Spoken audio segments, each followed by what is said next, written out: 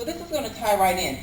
What I want to go to straight, because Kathleen started in on it, so I want to go straight right into releasing and letting go, because it's going to tie into what we did earlier, and then we're going to talk about getting our mojo back. Okay? So you were just getting ready to start talking about some techniques, and I know about some of your techniques, so let's get rolling with them.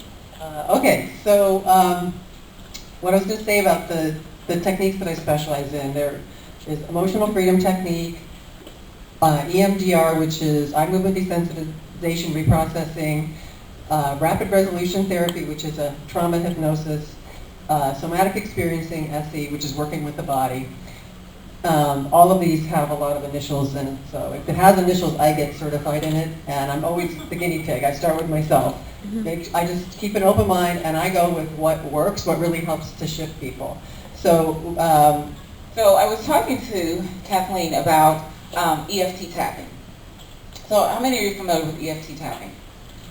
Okay, so I find, because when I first heard about it years and years ago, I was like, what kind of wacky stuff is that? No, I'm not doing it. Not even beginning to do it. I was at a conference like this, actually. I was in a conference, and they were talking about EFT tapping, and then the guy next to me was certified in EFT tapping, and when he showed me what it was, I was like, yeah, right. I'm not going to be tapping all over my body, saying stuff. But what I have learned in life is that you got to try some new things out, because they really might work for you.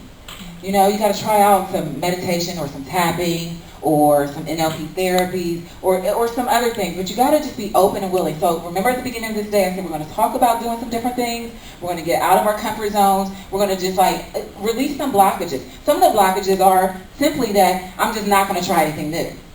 That's just sometimes the block. That's the block. So I want to go into a little bit of EFT tapping, and then I want to go right into getting our mojo back. Can you tell us exactly what EFT tapping is?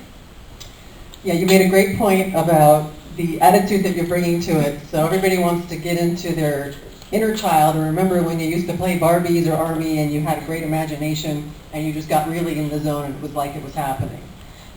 It's the same thing for what shifts things at the level of the unconscious. And tapping, there's three things: trance, the metaphor and imagination, and the body and the body sensations. And EFT incorporates all of these things, so you get this shift at the level of the unconscious mind. So you have to take your analytical, with the part of you that's way too smart to do something that looks this dumb, and let it go on the beach and hang out for a little while, and then just jump into this. So should I take them through a... Absolutely. Okay. Absolutely. I guess I'll do... Now, mind you, I thought this was wacky too. I really did. But I've been doing it for a while, and I find it to be a great release for me. What works for me may not work for you, but remember, today is about learning a bunch of different things, taking what you can use, planting it in your soil, fertilizing it, nurturing it, and letting it grow. So, let's go. So I have a poster over there showing a PET scan of somebody before doing EFT and after. It actually transfers those high beta, anxious waves, brain waves into alpha, which is like a meditative state that you can get within a couple minutes instead of an hour of meditation. So it's great for busy moms. So let me just start by showing you the acupressure points. We really do have these meridians. This is based on Chinese medicine and modern psychology. So we're going to use acupressure, not acupuncture, so we don't have to worry about needles. So let me show you where the points are. And scientists have injected radioactive dye that has mapped out this meridian system that the Chinese have been talking about for 5,000 years. So there's a lot of scientific validation for EFT now.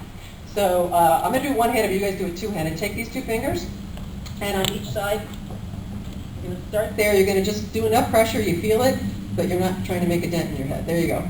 And then side of the eye, and then under the eye, under the nose, under the bottom lip, right here where your collarbone begins, underneath, if you let your finger just slide a little, there's a little indentation right underneath. That's the next point. Under your arm, which would be like where your bra strap is, and then side of the hand. And I finish with the top of the head. Okay. So now we're ready to begin. So all you have to do is think of something that is bothering you.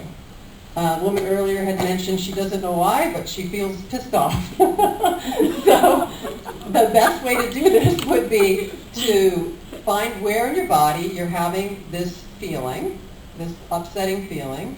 It might be when you think about, you can undo a block, like if you think about, I do want to go to the gym, but I don't want to go, and I don't get there. Think about that resistance. Or if you think something's making you angry, or somebody said something to you, and you can't stop picturing it and hearing what they said. Feel where you're feeling that in your body. If you get an image, even better. If you hear a voice, great, because then you're bringing your imagination, and you're bringing all the elements that the tapping's going to help shift real quickly. So bring all that up, and then give it a number 0 to 10. So 0 is I'm not disturbed at all, and 10 is I'm out of my mind with how upset I am about this. Preferably pick something that's maybe a 6. Don't let me out of mine. Okay. But you'll be surprised at how quickly this shifts. So what we do when we do tapping is we always begin with the affirmation. This is the part where we say, even though I have this problem, I deeply and completely accept myself. The reason we do this is because we usually have a problem with ourselves for having a problem. So you're going to just tap on the side of your hand, and you're going to. I'm going to say it out loud. Repeat after me, but insert your own issue. Okay. So we'll go with even though I feel really angry. And just say whatever yours. I deeply and completely accept myself. Even though I feel all this anger in my chest, I deeply and completely accept myself. Even though I can't stop thinking about what that guy said to me, I deeply and completely accept myself. Okay, and then you say, this anger. And just keep repeating. Just stay focused on the feeling, this anger. Stay focused on the image, this anger. Hear the voice, this anger. I can't believe they said that to me. I'm so angry.